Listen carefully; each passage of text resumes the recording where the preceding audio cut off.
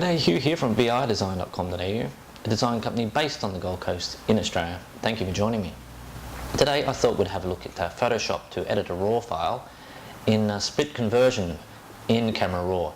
So by split conversion I mean splitting the top of the photo, the sky, and the bottom of the photo, which is the foreground, rocks and sea, and editing those two elements separately. So I'm going to hop into Photoshop and do that. In the next tutorial I'm going to take that same RAW file and put it into Luminar and follow a similar workflow, and then we can compare the results between Photoshop and Luminar. But to begin with, let's start with Photoshop and see how it's done.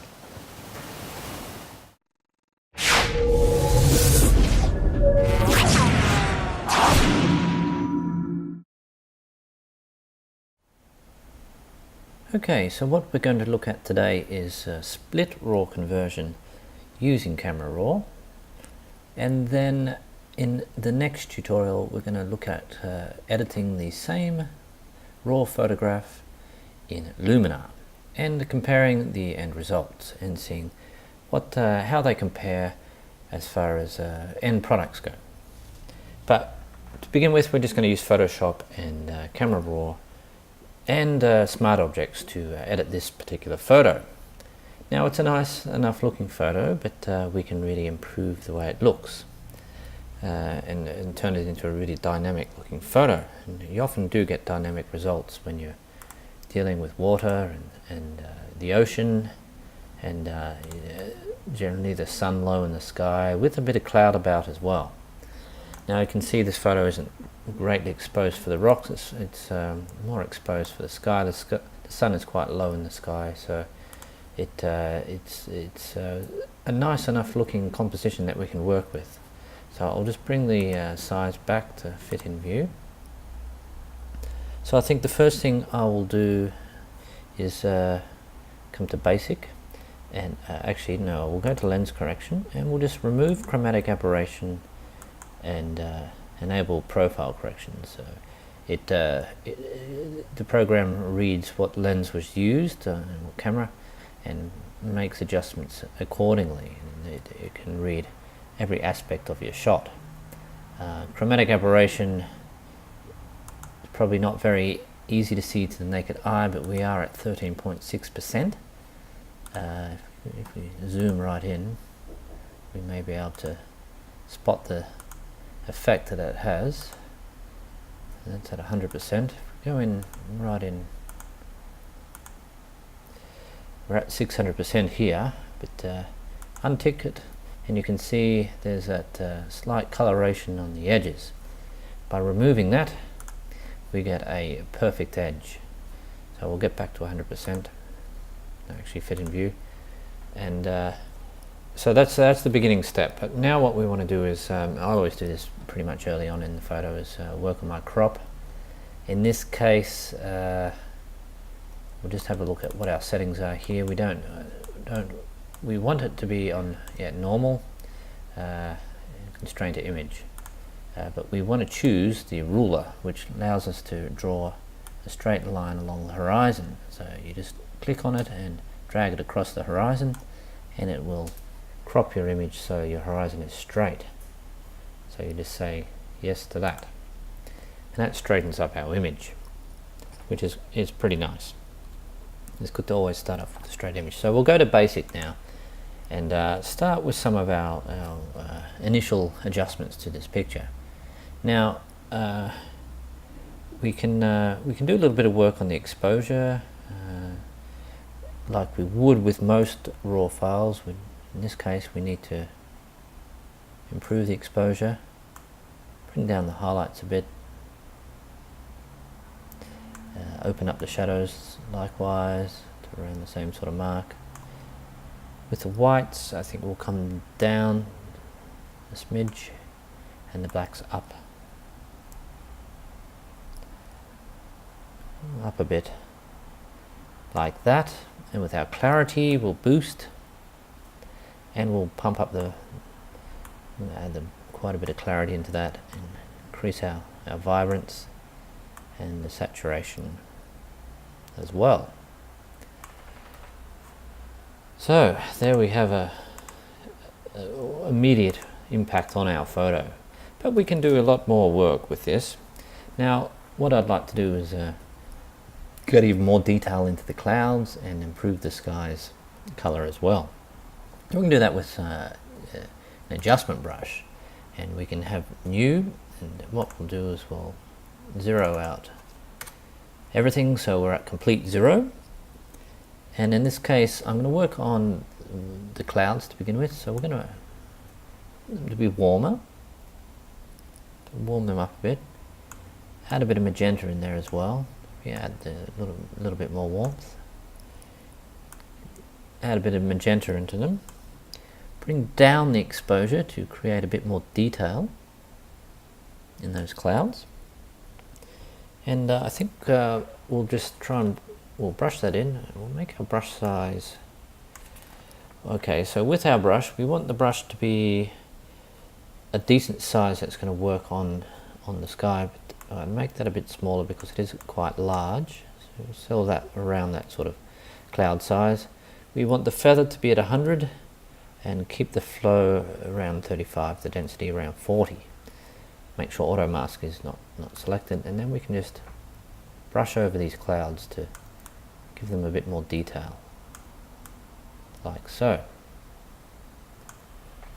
Alright, now we've done the clouds, and we would like the sky to be a bit bluer because it's a bit grey blue at the moment. It's not particularly dynamic. So we come up to here and select a new brush, and we can basically change our settings. So we want the exposure to be down a little bit again. So we'll just bring it down just a little, and we just want to reduce the temperature to somewhere down around that sort of mark there. Don't worry about magenta, but we'll increase the clarity a bit on this and bump up the saturation as well, because we really want to get the blue into the sky. So now we just want to blue up the sky. But what we'll do is we'll brush this in first, like so, and then we'll adjust the temperature until we get it looking like somewhere that we're happy with. You don't want to go too far with it, but you do want it to be noticeable. So that's not too bad, that looks quite good. So before and after. Add a little bit of blueness to the sky there. We'll just click on our brush and we'll just make sure we're in there. We'll have a look at where we've masked in. We've pretty much covered the whole area. So we're done with those adjustment brushes, and they're really pretty cool. Now what we can do is just warm up the general sun in the sky, and we can do this with a graduated filter, which is this one here. We click on that. We'll bring the temperature up a bit. So we want to bring it up a little bit further than that, so maybe around 60, 70-ish, up around there. And what we'll also do is we'll add a bit more clarity and a little bit more saturation. Okay, and so now what we can do is we can drag down, and if we hold shift down, it will give us a nice straight graduated filter, and we'll just bring that down to about there. And then we can look at the impact of the temperature on that and decide where we would like that, how warm we would like that sort of to look. Now that's probably too yellowy for my liking, so we'll bring it back. Just add that warmth back into the sky there. And we can say done with that. Okay, so now we've really worked just on our sky and haven't done anything specifically with the lower section of the picture. Now if we hold shift down, we can open the raw file as an object in Photoshop. So we click on that, let it do its thing, and that basically allows us to edit specific parts of the photo without impacting other parts. So we now have this layer, and we can rename it to sky, because that's what we've worked on with this one. And this little picture inside the thumbnail means that it's a smart object, which means we double click on it, it will open it in Camera Raw. So we don't have to worry about that now. What we want to do is, as we've made no adjustments, we'll just let it go through. What we want to do is copy this layer by clicking in these to the left, and like what I've shown you before in other tutorials, we need new smart object via copy. So now we've got an identical version. You can see there's no changes, but we can double click on the top one, make changes in Camera Raw independent of the bottom layer. And so we will now work on the lower part of the image. So we'll come into basic, and where we are, yep, okay, and we could probably just add a little bit more exposure into the image. Don't worry about the sky because that's on our other layer, and we will paint in these adjustments to combine the two. So now what we can do, pretty happy with that. What we can we could make any other adjustments, like if we wanted to increase the clarity even more in the rocks or whatnot. But I think we just improve the exposure a bit there and say OK. So now what I'll do is I'll let this go through and then change its name to rocks, because at the moment it says sky copy. We'll call that rocks. And so from there we can now make our adjustments. So I'm going to choose the rectangular marquee tool, and I'm going to choose a point close to the horizon, but you can see it's just slightly above the horizon there. So what I'm going to do is choose the whole area below the sky, and then with my down arrow button I'm just going to nudge it down so it's pretty much just below the horizon. Now what I can do is I can add a layer mask, and it masks out the top half, so it returns our sky to the way it was before we made the adjustments on the lower part of the image. So that's really cool way of just quickly putting in a mask and keeping another part of your photo separate. And because we have a straight line to work with between the two areas, it's very easy to do. Okay, so now that we have put the mask in place, what we can, what I'd probably, okay, I've got a good idea of what I would like to do now. This is a really cool way of blending the two, and that's choosing the gradient tool, making sure it's on this setting, which is it's foreground to this setting here, foreground to what's that? That is it's transparent. Foreground to transparent.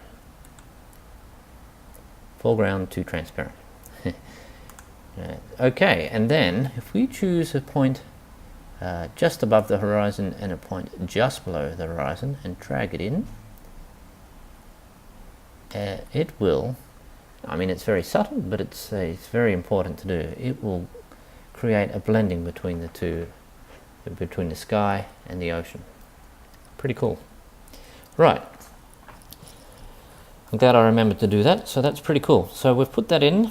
So what we'll do now is I think we'll keep this layer selected and the mask selected, and what I'd like to do is zoom in a bit on this and grab a brush.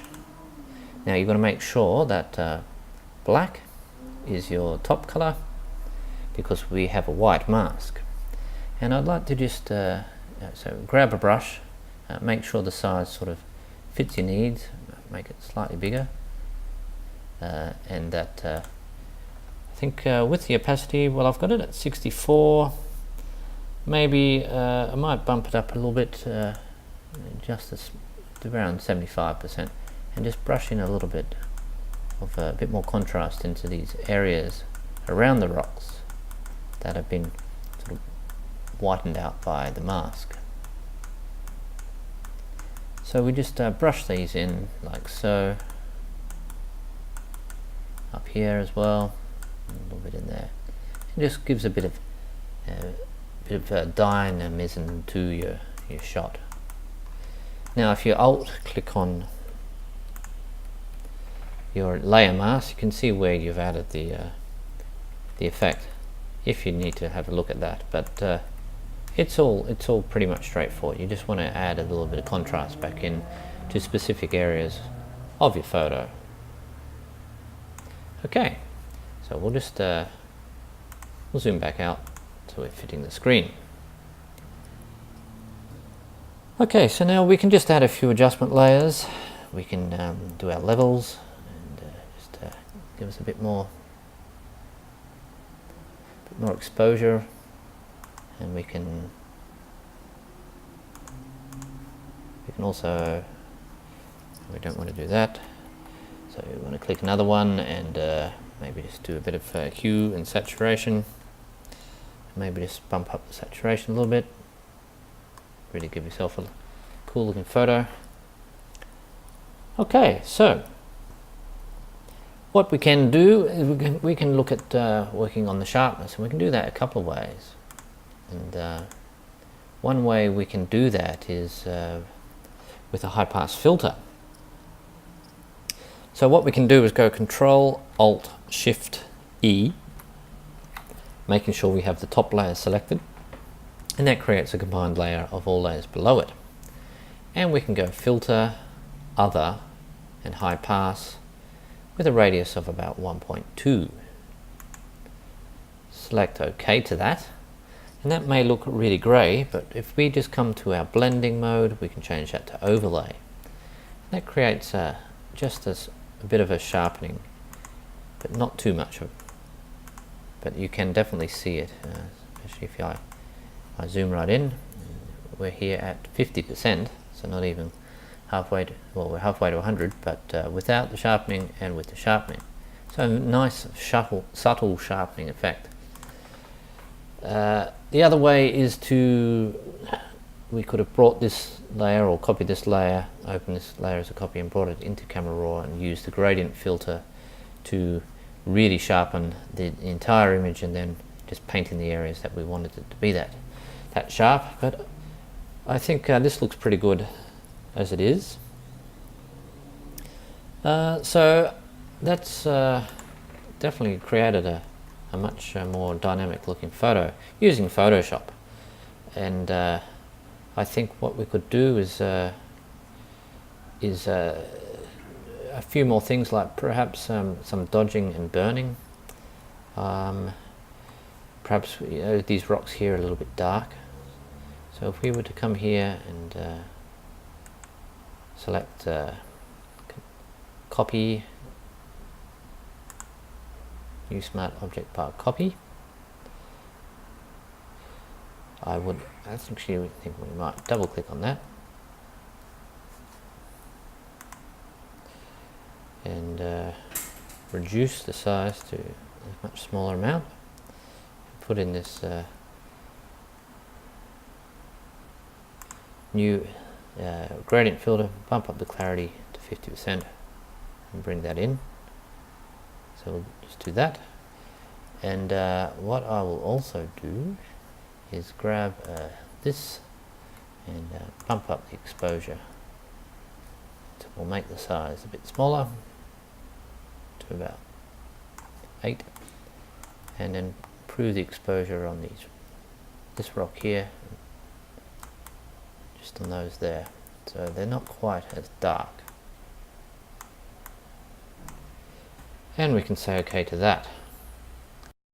Photoshop to work. Now what this is going to do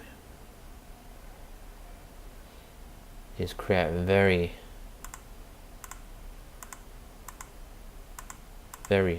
sharp image. Now has it impacted the sky? No, because we have this mask still on.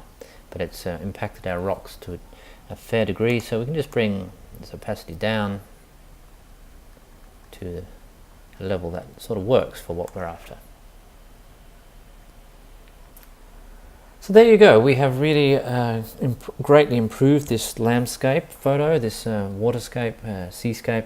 It's a much better looking shot, and Photoshop really does have a lot of powerful tools you can use to create these sort of looks. But I'm going to leave this one here, I'm going to save it, and then what we're going to do is open up the original raw file in Luminar in the next tutorial, and play around in Luminar and compare the results between this photo and what we end up with in Luminar. So please join me for that tutorial. I look forward to it. Until then, I'll see you later.